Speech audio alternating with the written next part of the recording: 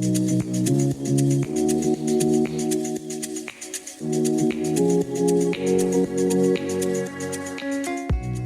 friends, Pastor Michael from Organic Church. We're excited for another season of growing together. We'd love to have you join us on Sunday mornings at 10 or Wednesday evenings at 7 for friends, family, and a whole lot of Jesus.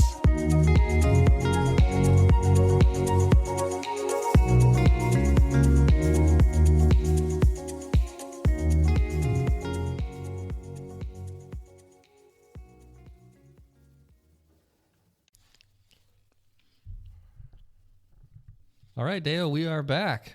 We are back here at the confines of the Growing Together podcast room here. Absolutely. And, it's been a little bit. So we took a week off? Just a week? Yeah, I think two. Almost two. That's right. About 10 days or so. That's right, because it's Wednesday. It's not Monday. I took a little trip out west for my company. And yeah, I saw some of that. Man, we had a great time. It was just, I highly suggest that everybody take the opportunity to drive out west at least once in their life. Wow. Because it's an experience. I'm sure. And, there's just sometimes, when you live in a little town like this, you just assume that's all there is. You don't look any further than your own front door.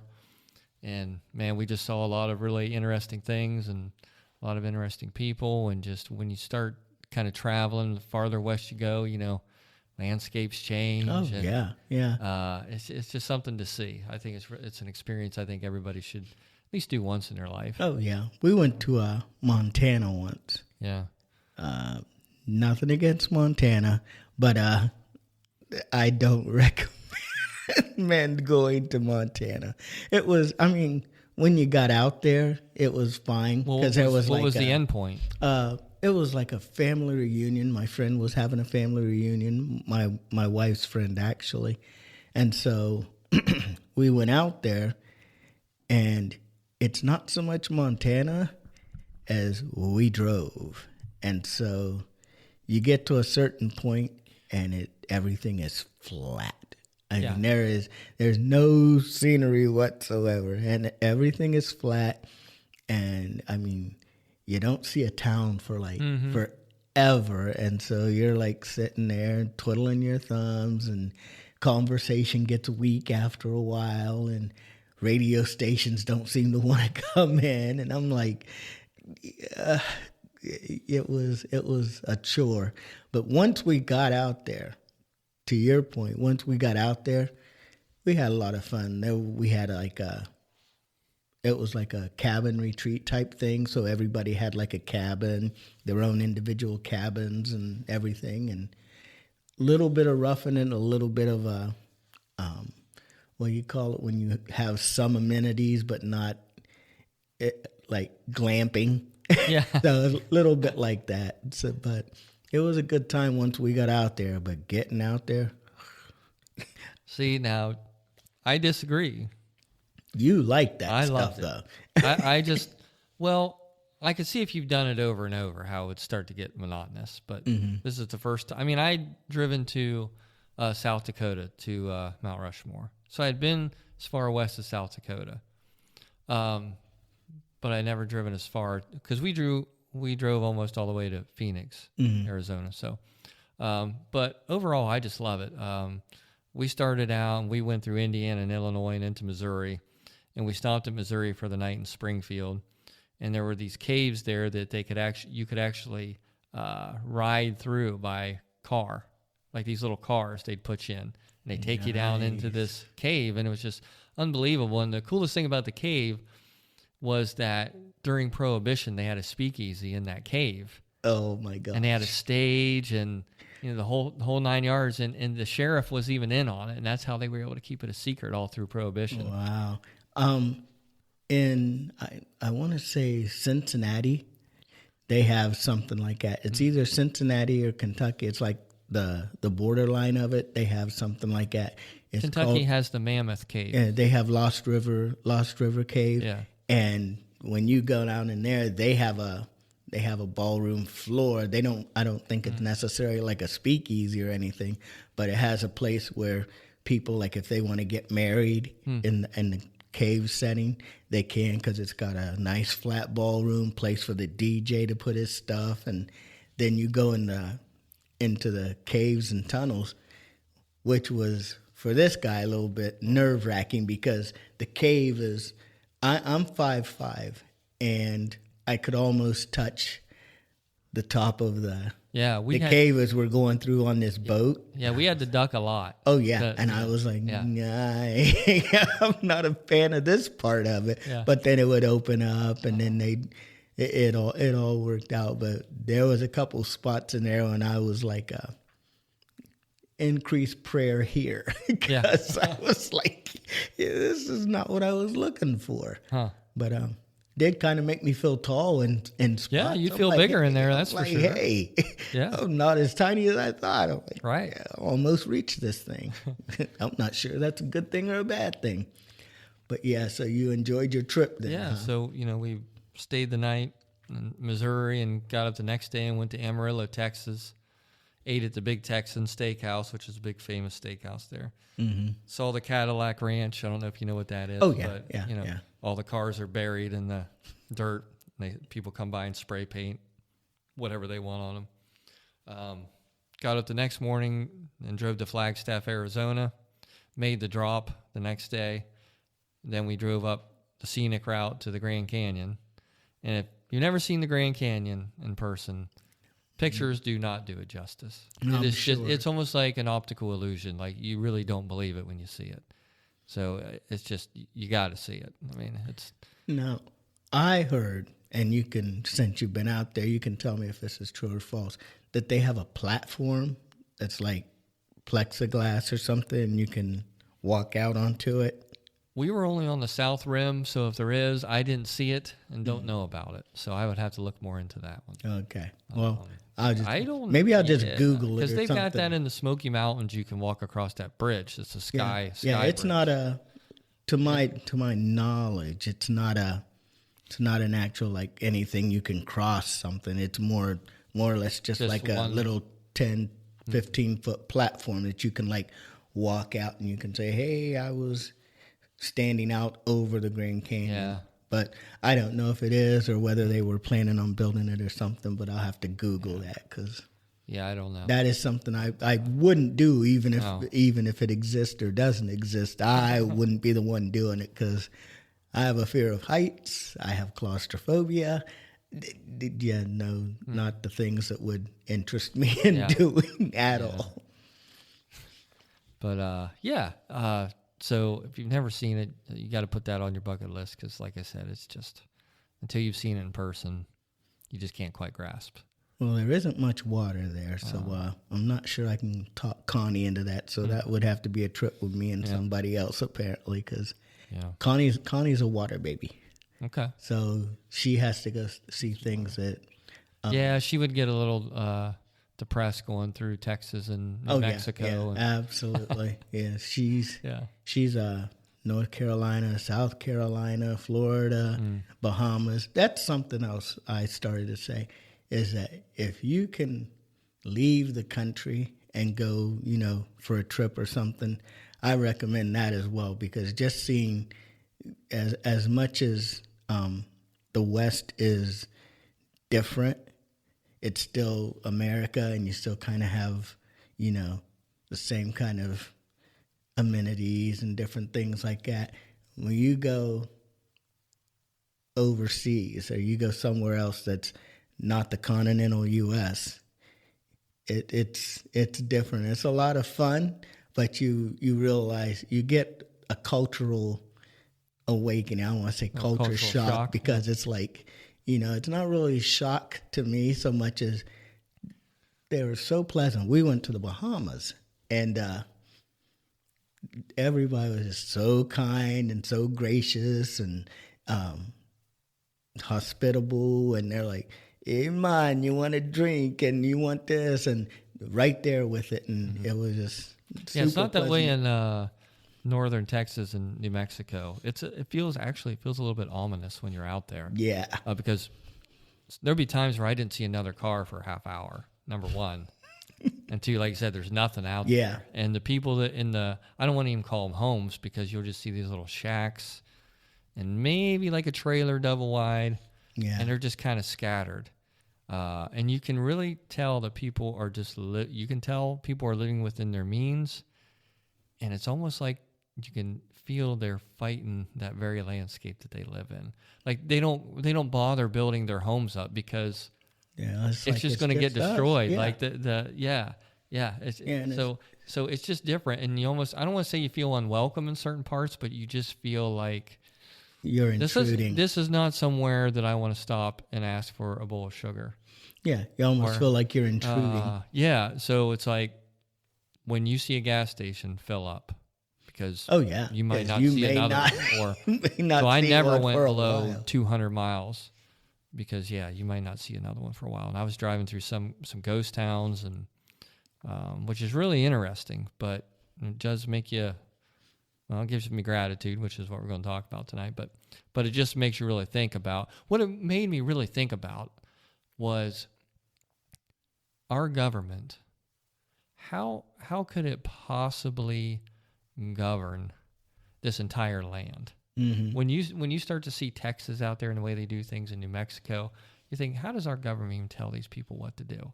How can they possibly control everything that's going on? Yeah, and I just... Yeah, how can they possibly have a handle on any of that? Yeah. You know, it's they may make a law, mm-hmm. or they may tell you, this is what you're supposed to be doing. Yeah. But how do they actually... Some of them places, I don't think those rules apply. Yeah, I'm like, you can say that. Yeah. But we're not going to follow it. And then what? So they're tucked far enough away. It's like... Yeah, you're not going to come out here and tell us what we're going to do.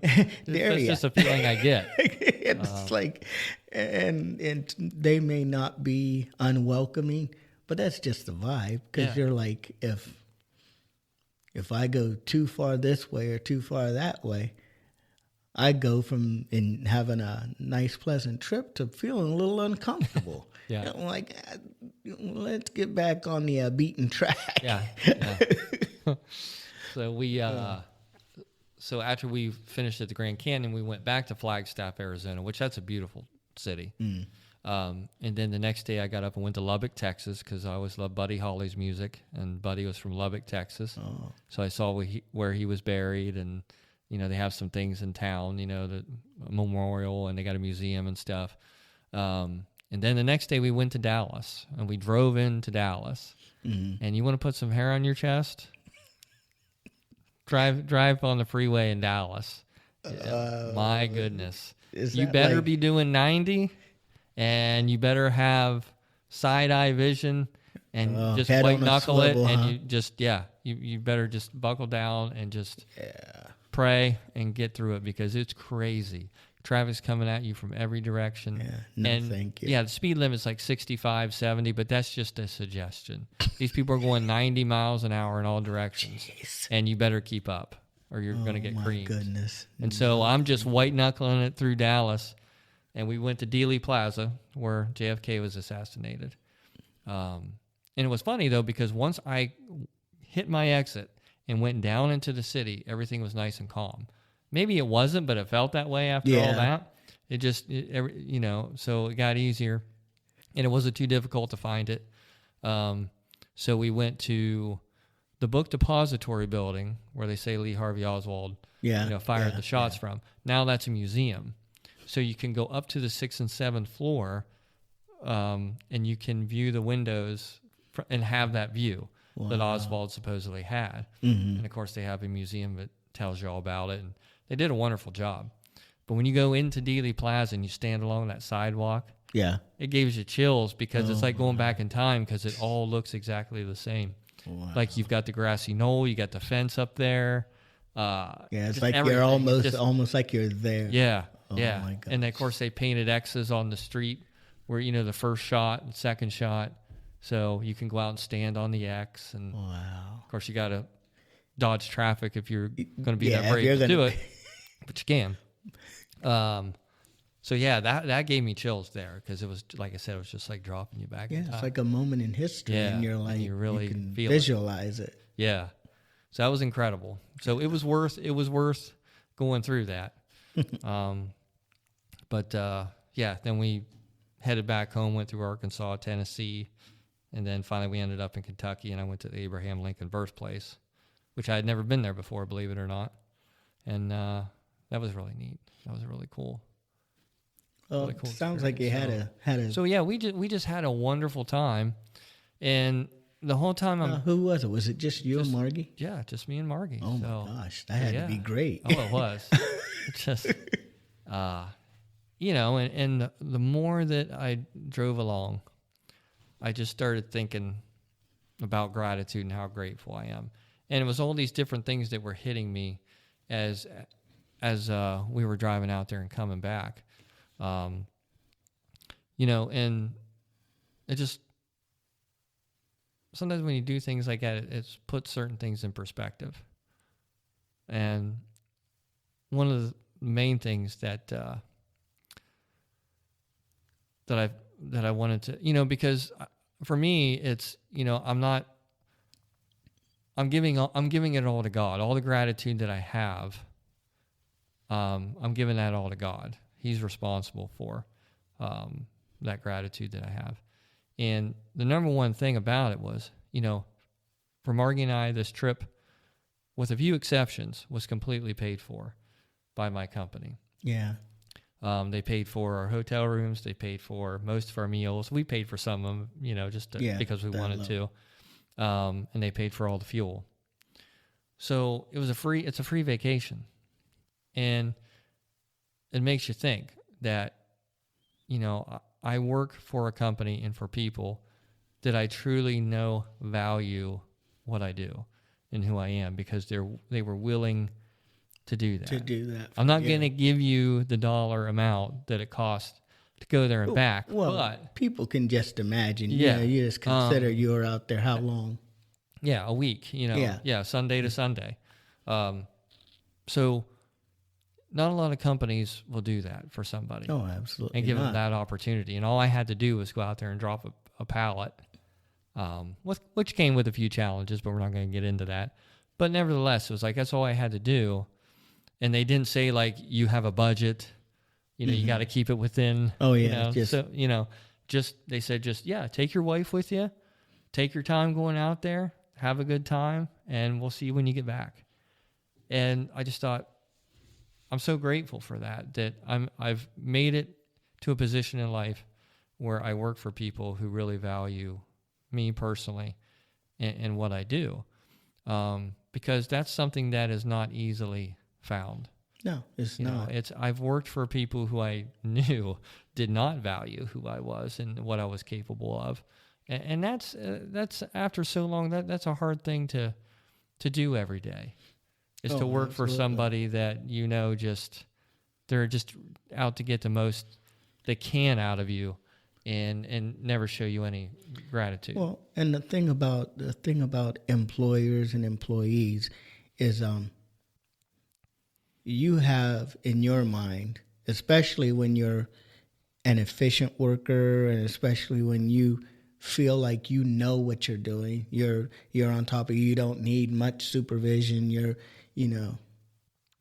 on top of your game pretty much at all times. Mm-hmm. To have someone or to have an employer that considers what you do to be a dime a dozen type things, like, he does a good job, but I can get anybody come in here and do that. When you know good and well that once they bring somebody in, if they're going to get them to do things properly, it's probably going to be you that has to train them how to do what you do, and yet they don't value you. And so to have, employers and employees, to have that kind of relationship where they value you enough to say, hey, take a whole week and do this and enjoy your time. We appreciate you enough that we know that will get done and you will have a good time in the process. Mm-hmm.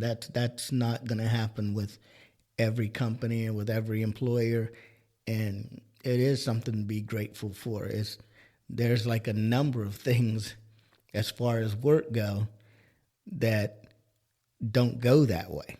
So, Oh, yeah. you know, if people are unsatisfied with their pay or unsatisfied with their hours or unsatisfied with the people they work with, and to have a situation where you can enjoy all of that is something to be grateful for and to have gratitude for. Yeah. So, And it's, you know, and I said, you know, I appreciate the fact that they value me, but I'm not putting that value on myself. I'm not telling myself like, yeah, well, it's because of me that I got this opportunity. I still give it all to God. Like, that's I know where in it my comes from. I know in my heart that I would not be in this position if He not led me to it. So I don't give it up to myself and say, yeah, look what I've done You know, this. so look what I've accomplished. Yeah. No, it's not that way. Yeah. Absolutely You know, not. it's still like, I know it's a blessing that I'm in the position that I am in. It's, that look where God has brought me to. It's Yeah. not it, and you know that as well as I do. That it's nothing I've done. It's nothing I do. It's every door that's opened for me is opened for me by Him. It's not, you know, Dale, you're such a fantastic person. This has got to happen. No, it's through the grace and mercy of God that He comes through and says, you have lived your life honoring me. Mm-hmm. These are the things I've trusted you with little. Mm-hmm. I will give you much. Yeah. So you've And, been you faithful over a few things. I haven't always been a fantastic or great person. So again, it has nothing to do with me or my past, or it's all because, I give that gratitude to God every single day.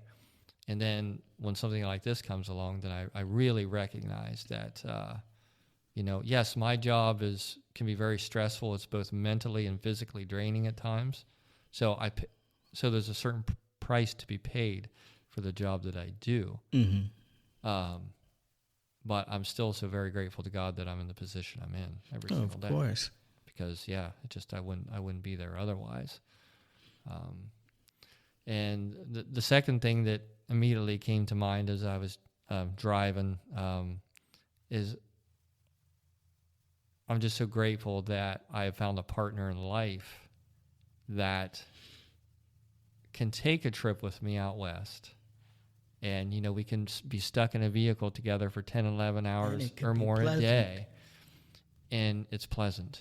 And we both can see the blessing in the moment. Yeah. Because I would assume that could be a huge relationship killer for a lot of people. Oh, I'm Stick sure. two people in a car and send them cross country. One of them might not be coming back. Yep. I'm not saying something bad's going to happen to him, but one might say, ditched him halfway through. Would. Halfway through Albuquerque, I said, "Nope, you got to go." Yeah, this is my one opportunity. Yep. But I just that's to me.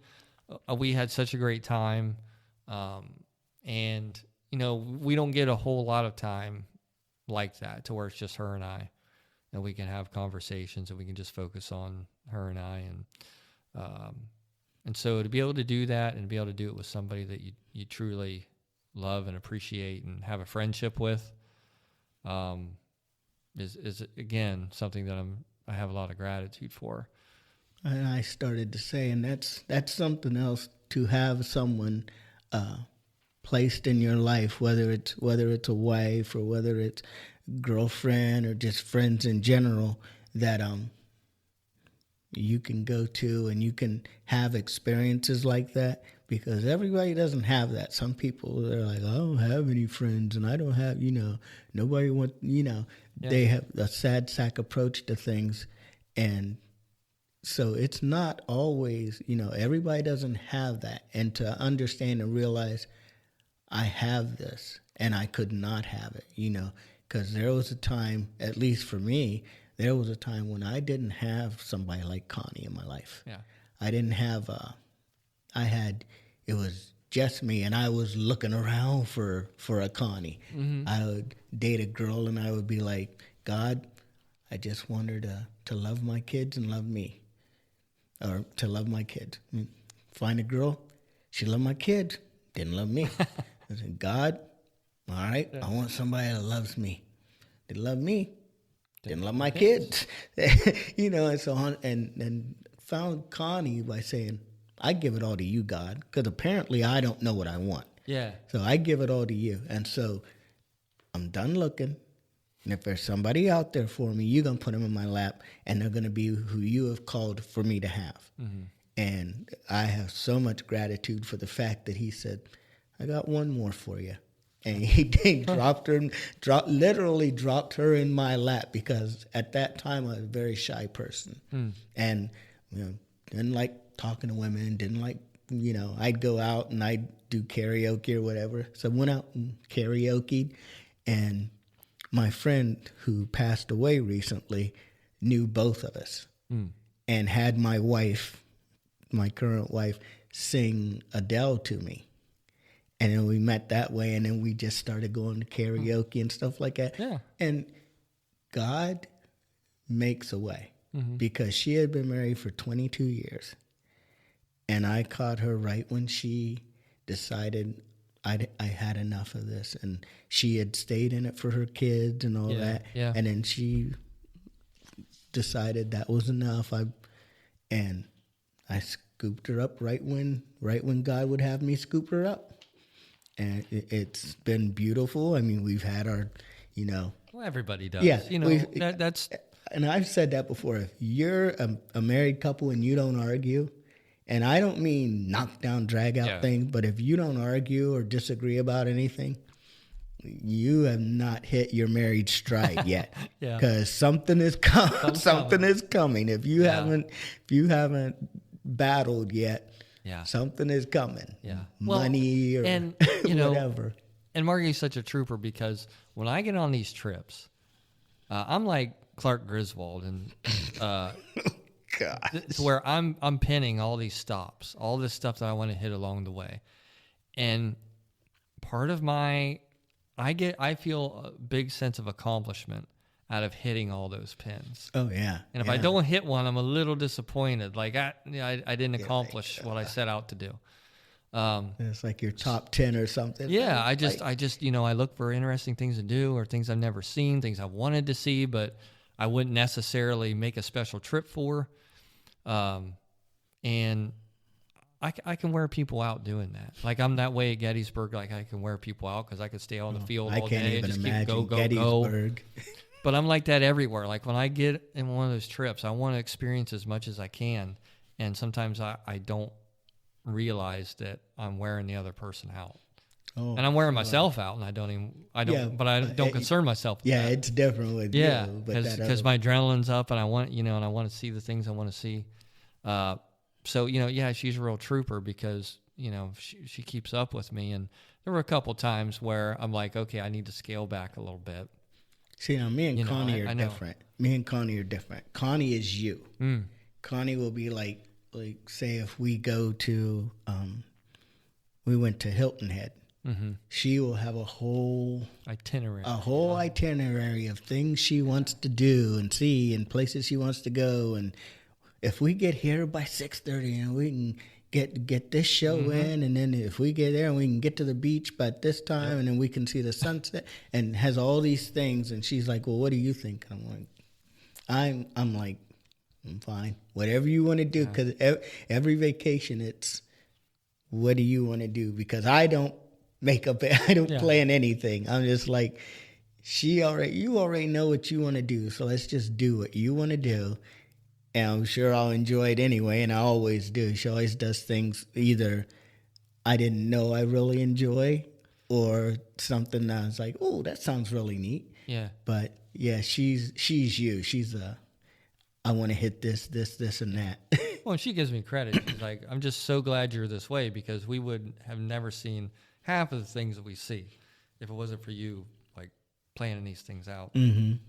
And it's just, that's how I'm built. Like, I just look at, because I was talking to one guy, and I said, there's just something about looking at a map and figuring out the logistics and the time when I'm going to be there, and what and what's possible. And he's like, man, that'd make me nervous. And I'm like, oh, I get, like I said, a sense of accomplishment out of that.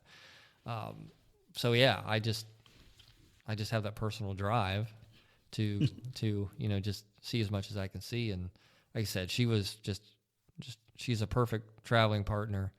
And then, like I said, it really helps that, we truly do have a good relationship where we communicate and love each other. And not every man and wife has that. I think there's a lot of people out there that, like you said, can be in a marriage for 20 years and it's all business. It's just is what it is. So I have a lot of gratitude that I have, I've been placed in one of those relationships before.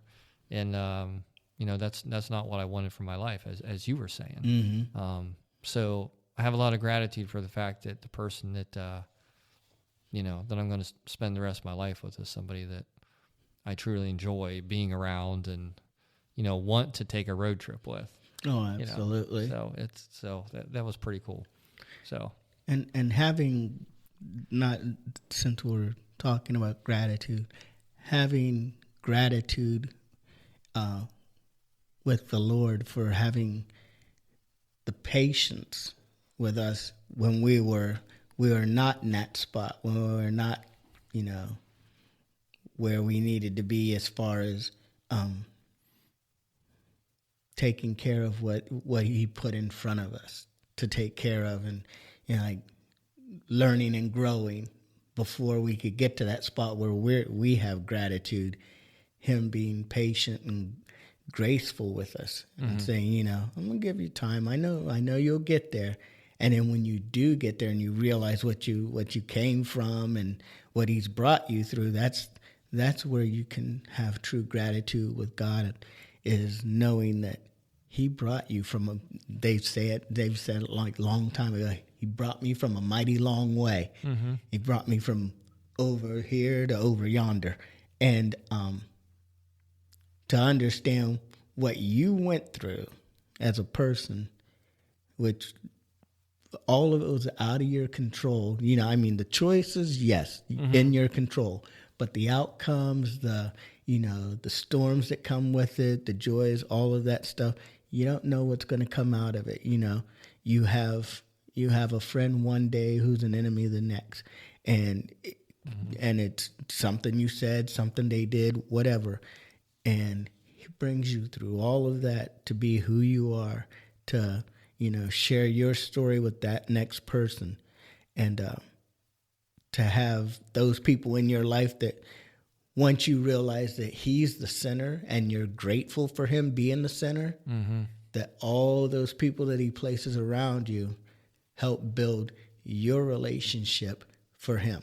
And I'm grateful for that every day, is that I have people like you and like Margie and like Pastor Michael, different people that,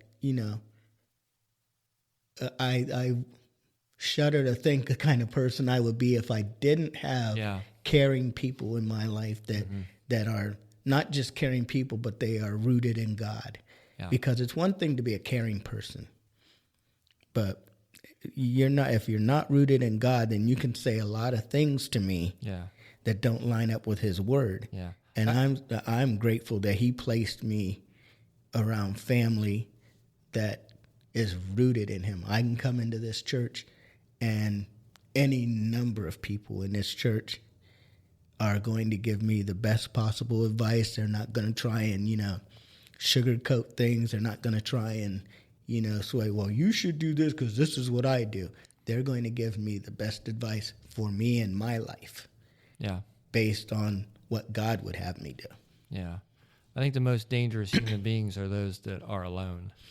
Oh, yeah, absolutely. That feel alone, that for whatever reason, don't have that. So, yeah, that's a very important thing. And especially with, the person that you're going to, share your everyday life with. It's just, I have a lot of gratitude for the fact that, I'm with a person that makes me better, makes me make better decisions. So it's like we've got the business part of it down. We know when we need to take care of business, but we know when it's time to, we need a little time for ourselves. We need to relax. And as long as we've been together, it's like we're still going to try to, keep things fresh and keep things just to where we don't miss the fact of why we got together in the first place, to just. And it's always, to me, it's very important because I'm always amused by the term self-care, like it's something new, but they package it as the term self-care. And I'm like, taking care of yourself has always been, an important thing to do. That's why they made the vacation anyway. That's why you don't work 7 days a week usually. Most people get like a weekend off, or they get a day off here and there because they know you need, otherwise you're going to burn out. So it's to be grateful for God giving you, the sensibility to know when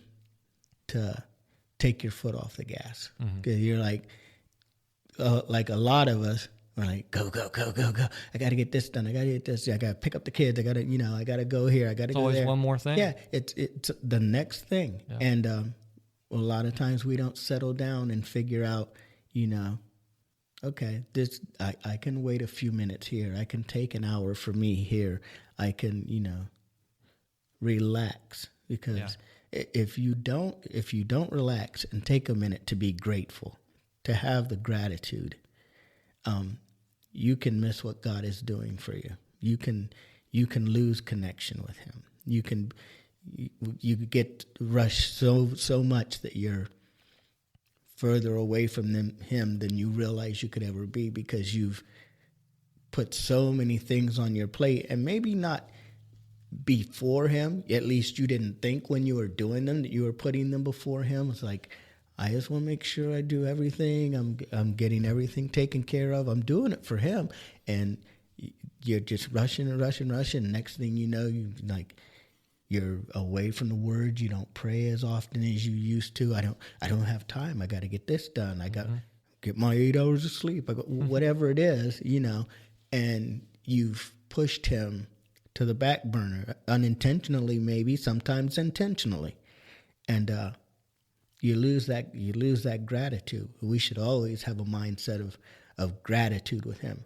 You finish your day, you're grateful that you made it to the end of the day, because everybody didn't make it. Everybody doesn't make it. Well, and that was going to be my next point, is traveling. We saw quite a few really bad accidents. Most of them actually were in the last 5 hours of our trip coming home between Cincinnati and Columbus. And I'm sure you're familiar with that trap. Yeah. It's just, 71 is just a death trap.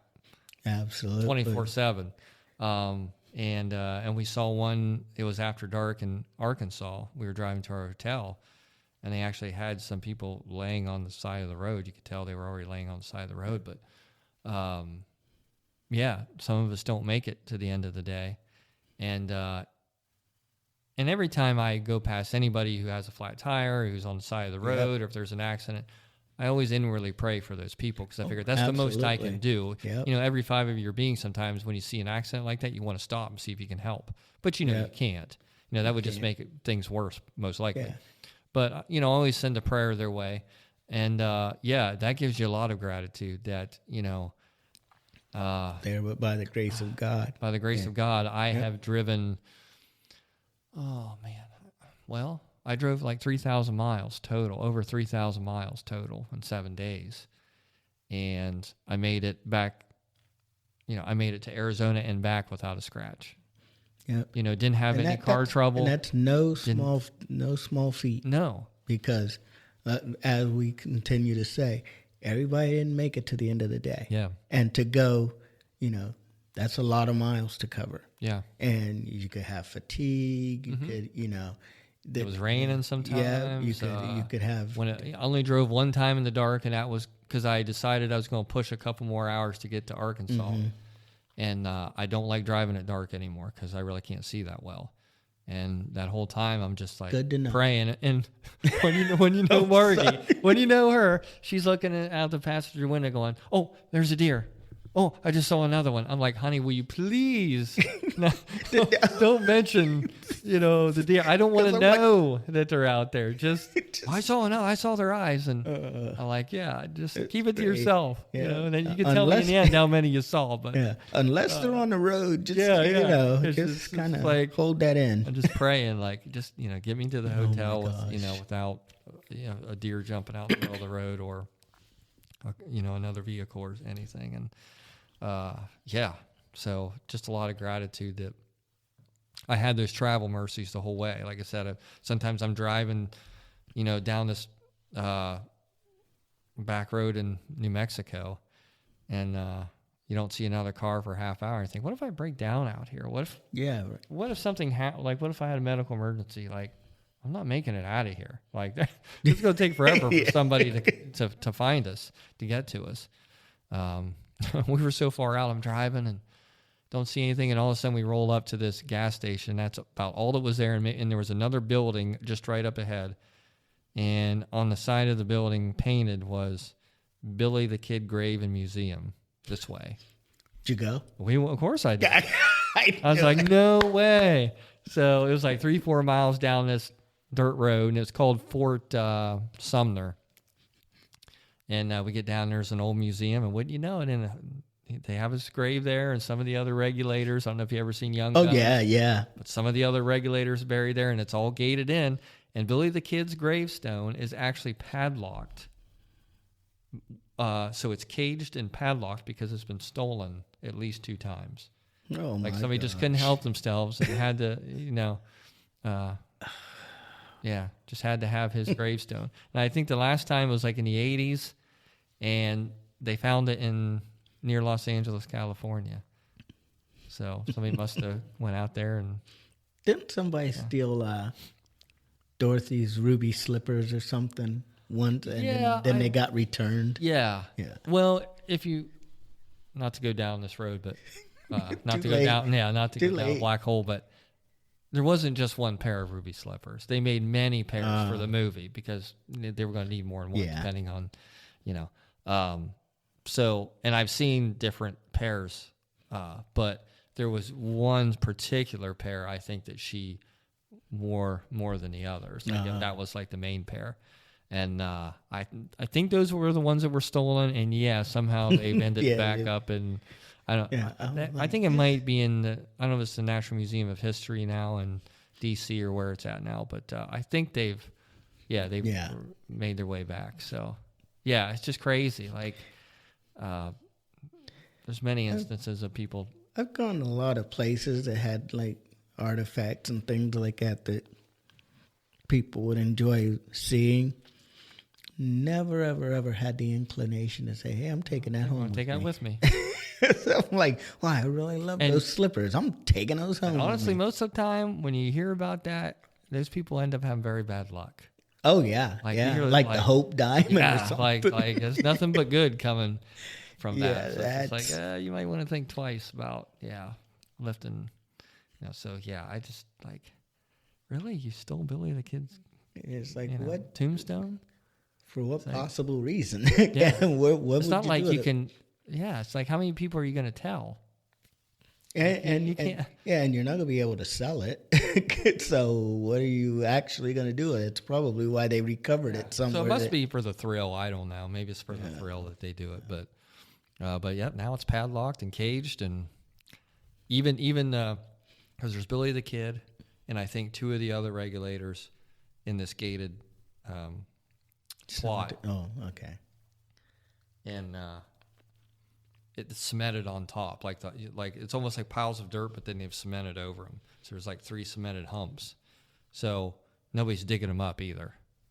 Because I'm going to guess that's probably something that's been done too. Yeah, and of course there's those people that believe that Billy the Kid was not killed at Fort Sumner. And that he lived a very long life and escaped to California or Mexico, wherever. And so who knows? Maybe he's not there anyway. But just makes it all the more intriguing. Yeah. But it's another one of life's mysteries. Yeah. But definitely a lot of gratitude for being on the road all that time and getting to each point safely. and just not just having a sense of just protection, that I didn't stress too much about that kind of thing. Because a lot of people, my mom was always like this when I used to go to Gettysburg. She's like, you need to start carrying a gun when you go out there. And I'm like, Mom, I'm like, I'm not worried about that. Well, you should be. And I'm like, I know I probably should be, but I'm not. And most likely, if I get in an altercation and I've got a gun, it's probably going to end up worse. Like for me, you can't guarantee because you have a gun that you're going to come out on the good end of the thing. And I'm like, the faith that I carry, I'm like, I just don't. Nah, I don't want to go down that road. No, I just don't.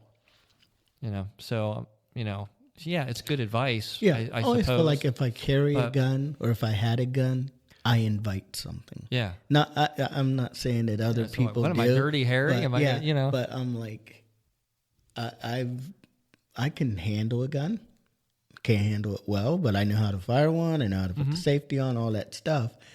But it's quite a different thing. Yeah, when you're... it's another thing when you're like, okay, you've put it away somewhere, and you hear banging or ruckus or whatever, and you're not really sure what's going on. You're not in your, you don't have good faculties. You got that 2 a.m. whatever going on, haze, and and so you're reaching for this pistol and.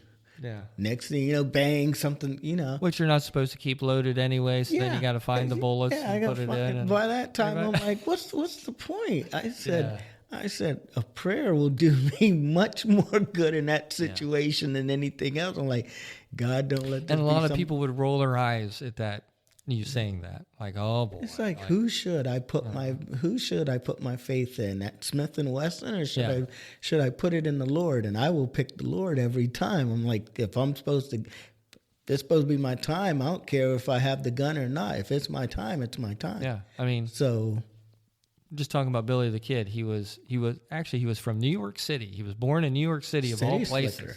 Yeah, and somehow through a life of crime, made his way all the way out to New Mexico. And the thing that really got him was he killed the sheriff. Forget what town it was. It might have been in New Mexico or I don't know. I can't remember where it was. But he kills the sheriff. So that's what puts him on the wanted list. On the wanted list. And hey, you know what? He carried 2 guns all the time. And guess what? They got him. Caught him still sleeping. Still got him. So whether you carry 1 gun, 2 guns, 3 guns, 4, or a cross. if it's your time. Yep, it's your time. It's your time. You're You better be on the right side with the Lord and be grateful and have gratitude that He's given you another day. Yeah. Guns or no guns. Yep. So, I don't know. And the last thing that I had was I just have a lot of gratitude that this is the country that I live in. I don't know if there's a whole lot of other countries that you can travel that kind of distance and still be under that, I guess, that umbrella of democracy and fair play and just overall. Because like I said, it was a little ominous going out to like West Texas into New Mexico. There were times where it felt ominous, but for the most part, everybody was really friendly, and especially when you got to Dallas and east of Dallas, everybody was really nice. And so I just have gratitude that God put me here. I know, looking at the world and the way it is, I could have ended up in a lot of other places, in a lot of different situations. So the fact that God has placed me in this situation, where I'm at, and where I've been able to go. Yep, and doing what you do. And in this country is, when you get down to it, if we could all just put all our politics aside and all the things that we think are problems, this is a truly beautiful country from coast to coast. There's a lot of beautiful places, a lot of beautiful people. People give you an opportunity to enjoy it. It's a beautiful place. Yeah. And you run into other people from different states and from different parts of the country, and, they're all doing the same thing and trying to enjoy the same things. And so that kind of puts it in perspective that, I can travel this country, backwards and forwards, and I don't have to worry. There's certain things I don't have to worry about that people in other countries do. Absolutely. And I think, our country is, we forget that. We just forget how lucky we are. And right now, one of the audiobooks I'm listening to is a book about 9/11. And, it always makes me think, like, that's the last time, like, this country, I think, was a country, and that we all understood, like, hey, we all need to be together. Yep. That's the last time, like, we all just came together and realized, valued what we have. Yeah, because of that loss. In unison. Yeah. And we're going down a road now where we're forgetting that all over again. It's been 25 years since that happened, and we're going back down the road to where that's just history now. And we got a lot of young people that didn't even experience that. And it is true history to them. They weren't even here when that happened. And we're just getting to a point where everybody's just taking everything that we have for granted. And for me personally, I take these trips and I have that gratitude that I'm not taking where I live and where I come from for granted. And again, I thank God for that. I don't, I didn't place myself here. Yeah, absolutely not. So yeah, He's placed me in this position and where I'm at, and I couldn't be more grateful for it. So I just, that was just another thing I got out of the trip, was just, it's not all good, but I love my country, and I love, and I just think it's beautiful, and there's no better place to be. No, absolutely not.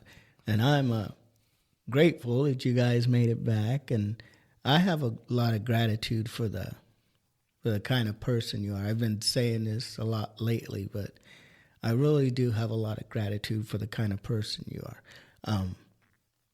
People don't always get me. Mm-hmm. People don't always seem to understand where I'm coming from. Yeah. Well, you got to give people an opportunity, Well, I'd rather not give them an opportunity. What for? No. Oh, you mean give them an opportunity? Yeah. No, I'm just saying, like, me personally. I mean, that's just like, why you as a person, you gotta give people an opportunity to show who they are. Yeah, and but what I say all that to get to this is that you're a very easy person to get to know, and if somebody takes the time to know you, they will feel an instant blessing. I appreciate that. Yeah, because I do. I'm grateful for all the connections that I make in my life. Yeah, and this is one that God has allowed me through you to say some of the things about Him that I've always wanted to say. Yeah, and that's what I mean. You got to you have to give people an opportunity to. Yeah, to know, my weaknesses, my shortcomings, but I always have to remind myself, along with my shortcomings and failings, come my high points. Mm-hmm. And the people forget that they have good character. They have good things about them as well as bad things. Yeah. We are a coin. We have a good side and a bad side, and people are way more ready to focus on, I'm not this, I'm not that, instead of understanding and using that thing and that gift that God gave you. Some people understand other people really well, mm-hmm. and don't really see that as a gift. They don't really understand that you can have a conversation with somebody and automatically relate to them. Mm-hmm. That's a gift. Yeah. Everybody can't do that because Well, you say I'm very easy to talk to and get to know, but I'm actually a very guarded person. Like I don't go out of my way to talk to people. Mm-hmm. Like even when I'm on this trip, I'm friendly to people if they come up and there's a conversation to be had, but I never go out of my way to try to make a friend or talk to people. Like, I'm a very guarded person. Like I just how I am, but I always relish in the opportunity to talk to people and get to know them. And then if I do, like you and I having this connection, then it's then I'm the prepared opposite of me. to go to the next level, and that's the opposite of me. I enjoy talking to people. I was like, if I see somebody new at work, I'm like one of the first people to go up and talk to them. Like, oh, it's your first day and blah, blah, blah, and all that. Yeah, and you like this, you like that, you don't like this, and I'm all over them, probably to the point that I'm probably making them a little uncomfortable. But I do. I like talking to people. I like telling people about myself. I like them telling me about them. And I can, if you tell me something about you, generally I remember it. I told you about the lady that was at Mako's and had broken her arm or whatever. Yeah. Well, anyway, those kind of things, that's a gratitude thing for me because I'm grateful that God put that in me, that I value people enough that I remember. I always try to remember if somebody's been in my presence before and this was going on with them. I used to, when I was little, if somebody would tell me something about them, I would write it down on the off chance. Really? I would write it down on the off chance I would see them again. Like, oh, and then I'd be like fishing around in my pockets for it. And of course I wouldn't have it, but I would always write down what they told me about them. I do that with my texts now. Like if I haven't texted a friend for a while, I'll go back through our text and see what was the last thing we talked about so I can like maybe kind of catch up or pick up where we left off. I've always been that way. And that is something to be grateful for. That's why I talk about people, and I'm dragging on a little bit here, but people need to sit down sometime and contemplate the gifts that God gives you and use them. Because sometimes we have a gift, we don't realize it's a gift, and we sit on it. And if you sit on a gift, it rusts. Yeah. And so... Well, and you said people are so focused on saying, I'm not this, I'm not that. And sometimes you just have to say, you know what, that's right. You're not this, you're not that. So quit trying to be that. Yep. Like focus on the good things that you are and go after those things. Don't just focus on the bad things and think, well, I'm not this. Yeah, you're right. You're not those things. You're not. Why are you wasting your time trying to be those things? Why waste your breath considering what you're not when you... Yeah. That's like when I told you I was eating thousands of calories a day, trying to gain a little weight and lift weights and trying to killing myself. And it's like, that's not you. Like, I realize like that's what you want to do in the moment, but that's not who you are. So just stop it. Yep. You have nothing to gain from that. It's just be healthy. Yeah. Just you're good being 140 pounds, Nick. It's fine. Which thanks to Margie, now I'm 170. I'm really packing on, Oh my! And some people are like, "You're still only 170." I'm like, "Yep." I'm nearly 6 feet tall and 170. I find it funny. I weigh more than you do.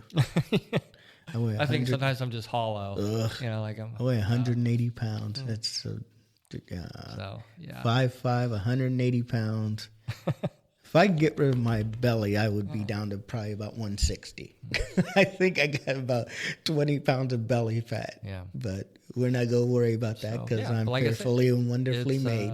Learning to be gracious and have gratitude for who you are. Just exactly. Like, this is who God has made me, and I need to have gratitude about I just quit trying to be somebody you're not. Because it's hard to find God, and it's hard to find your purpose when you're trying to be something you're not. Absolutely. It's just doesn't work. Understand it as you are is how He made you, and if He made you that way, there is a reason. Yeah. So seek your purpose, not your not something to criticize. Don't critique yourself. Praise God for what He's done for you. Yeah. Praise God. Don't go looking for praise from other sources. Exactly. Because usually that leads to you trying to do things that are not you. You're going above and beyond to please other people that you just, let's face it, you just can't do. Yeah. Yeah. And that's not supposed to be our goal anyway. No. We do what's pleasing in His sight. Yep. So I did my old Bible flip Uh-oh. that I love to do. I know. And I thought, well, I think I hit one that kind of sums up gratitude a little bit. And so I'll read it since I flipped to it. It's Luke 1:46. And it says, "My soul glorifies the Lord, and my spirit rejoices in God my Savior. For he has been mindful of the humble state of his servant. From now on all generations will call me blessed. For the Mighty One has done great things for me. Holy is his name. His mercy extends to those who fear him from generation to generation. He has performed mighty deeds with his arm. He has scattered those who are proud in their inmost thoughts. He has brought down rulers from their thrones, but has lifted up the humble. He has filled the hungry with good things, but has sent the rich away empty. He has helped his servant Israel, remembering to be merciful, Abraham and his descendants forever, even as he said to our fathers." And that was, I guess that was a psalm or a song of Mary's. So, yeah, I thought that was like, that was pretty close. Absolutely. So, yeah. Couldn't be more on the money. Yeah, so I like doing that. You mean reading the Bible or Like, finding something nice that, to close with? Yeah. I'm thinking about a topic and I go, okay, I'm just going to flip it and see what I got there. And then I'm like, oh, wait. You do that all the time. You know, you like, really do. You're like, I'm just going to flip it and poof. It's always like right there for you. Yeah. So, but that's God. Absolutely. That's the way he works. You know, if you're really looking for it, you know, that's the way he works in your life. Sometimes he'll put it right in front of you. It's amazing. You know, you don't have to look very far, and you know, we can be grateful for that as well. Yep, absolutely. So, yep. All right, well, we've pressed it to the hour, Dale, and we got one more to do. Yes, we do. So we'll close this one up and get ready for the next one. So I'll do the honors of praying us out here tonight. Okay.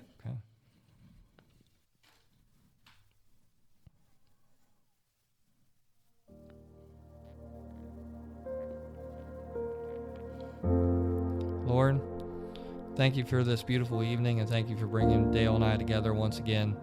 I just never want to fail to show you how much gratitude I have for all the things that you've placed in my life and all the opportunities that you've given me. And I just never want to lose sight of the fact that that everything that I have and everything that I have coming my way is because of you, Lord, and just the direction that you're leading me in life. And I always just want to be so mindful that I'm never giving myself supreme credit for any of the things that I accomplish, because I know I could not do any of those things without your guidance. So I pray all these things in your precious name, and I just pray that we get home safely tonight, and that we can just keep this thing going and keep praising your name. Amen. Amen.